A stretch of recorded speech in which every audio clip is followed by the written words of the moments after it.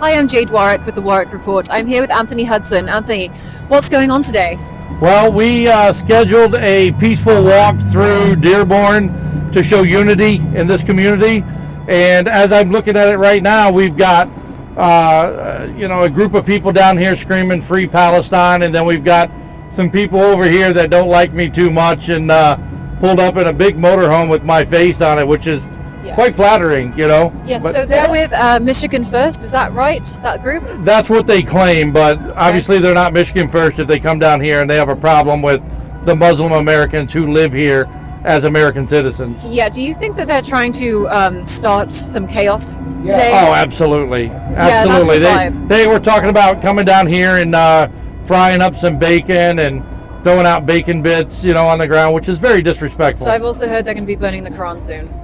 I've heard that they were going to burn a Quran, and they tried to put my name on their post, but you can see I'm across the street from them. Yeah. I'm not affiliated with them whatsoever. Of course, and I'm curious, so you went to Dearborn, you wanted to see if Sharia law really was a problem here. Right. And what did you see that made you think Sharia law is not an issue? So in our experience here, it was just a tight-knit community. The people were very welcoming, very nice.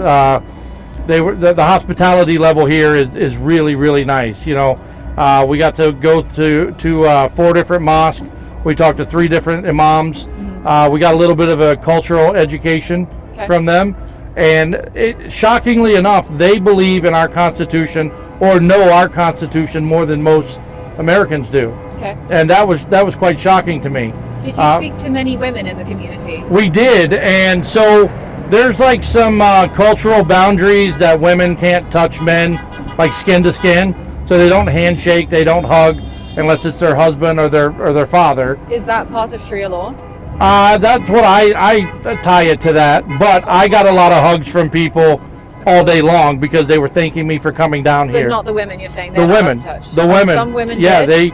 Wearing their jihadis and coming right up to me, giving me a hug, shaking my hand, really going out of their way to make me feel welcome down here. Okay, well that's lovely. I was just wondering, with your campaign, these guys are no longer backing you, is that correct?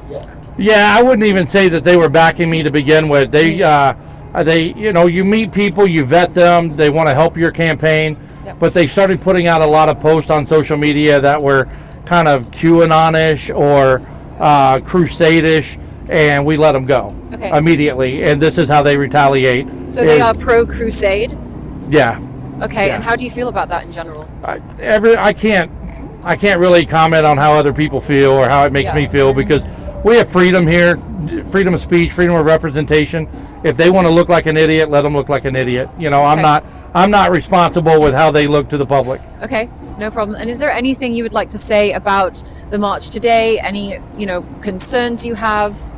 Obviously, apart from the burning of the Quran. Yeah, I don't want to be here when they're burning the Quran. I mean, that would be about as offensive to me as an American if I saw another American burn a flag. Yeah. So I don't want to be any part of that. My only concern is that maybe the weather's not what we thought it might be and less people will show up. But either way, I'm walking all the way down to the City Hall building tonight to address the mayor at 7 o'clock. Okay, I'll follow you there. And I did bring that up with them, actually. I said, with you believing that Islam is too extreme for America, it's not compatible with the Constitution, that's what they said. Right. With that being said, do you think burning the Quran is also a sign of extremism, and actually it's hypocrisy? Well, it's freedom of speech, but the truth is, and a lot of people don't know this, is that the Muslims burn their own Qurans when they get old and the pages get tattered. So they look at it as a sign of respect to send it off into wherever, but they do it on their own terms when the page, when it's old and starting to fall apart, rather than let it fall apart and try to put it back together. They actually burn it themselves. But the way these guys are doing it is like a slap in the face to the Muslim religion today. So, again, I don't want any part of that. I mean, if somebody were to come out here and burn the Bible in front of me, I'd probably get a little physical with them, just because I'm a Christian. I believe in God, and I stand for my faith, just like the Muslims can stand for their faith. But I do think some things need to be brought up and talked about. The call to prayer that goes out all over the city. There's a lot of Christians that live here that don't want to hear that, on the same token, there's a lot of Muslims that don't want to hear the church bells. So there's got to be a compromise. There should be a compromise. However, I feel like Americans have it ingrained in their culture to be anti-Islam, given what happened, with 9/11. Hearing the call to prayer for a lot of people might have some PTSD attached to it, because so many people served in Afghanistan and Iraq because of 9/11. Yeah. What do you think about that? So, I think you're spot on, but I think Americans have a lot of pride, self-induced pride to be an American. And we take our Constitution and our rights very serious here. And when an outsider comes in, they are a little threatened by it, I think. And I've been telling people lately, and I'll use this as a reference, if you and I were, and Jason and your camera guy, we were all going to move to Germany, right? We're probably going to find a community that gives us, some home ties feelings, right? Yes. Speaks English, American football, baseball, stuff that we're familiar with, right? That's all Dearborn is to the Muslims. This is a place where they can come here, dress the way they're used to dressing, pray the way they're used to be praying, without the persecution that would follow them overseas. However, the way they dress is due to Sharia law, so unfortunately it is present in this town. It is present, but it's not present to the extreme that, if a woman barks off at a man, they're going to cut her hand off. Okay. We don't see theft. that. That's for theft. Well, it's actually a couple things. It's theft, denouncing your Muslim religion, like if you want to leave the religion. And we noticed that the mosque down here on Ford Road, the big one, it has 4 different entrances. One for women in the back, one for little girls in the back, one for little boys in the front, one for men in the front.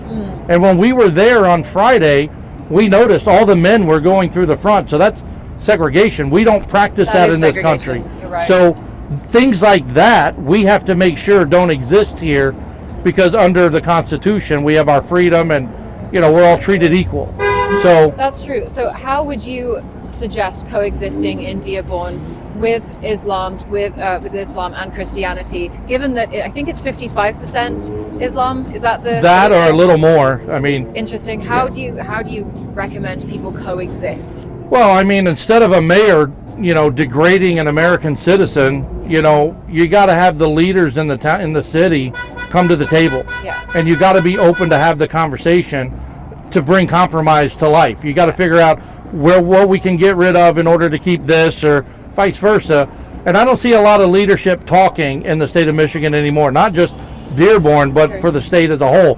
Whitmer's doing whatever she wants to do, and our state's largely irrelevant right now. Yeah, largely irrelevant, but our state is crumbling in almost every category because of her, and that's because there's no conversation. That's true. And what do you hope to get from the mayor? Last question. I'd like to see him just apologize. He refuses to apologize to an American citizen for telling him he's not welcome. He was a minister? He was a pastor, yeah. Pastor. And he has history here, right at this building behind you. They had a big protest here in 2011. Almost a riot took place because he was being very disrespectful and rude with the microphone. Yes. So he has a history of not getting along here. But nonetheless, your feelings stay out the door when you're an elected official. You've got to be professional and very stoic. Yeah. Yes. Well, thank you so much for chatting with me. You're very welcome. Shake your hand, sir. Yes. And I'll see you later on. Yeah. Well, I'm going to be here for a little bit, and then around 4 o'clock we'll start walking that way. Roger that. Thank you so much. You're very welcome.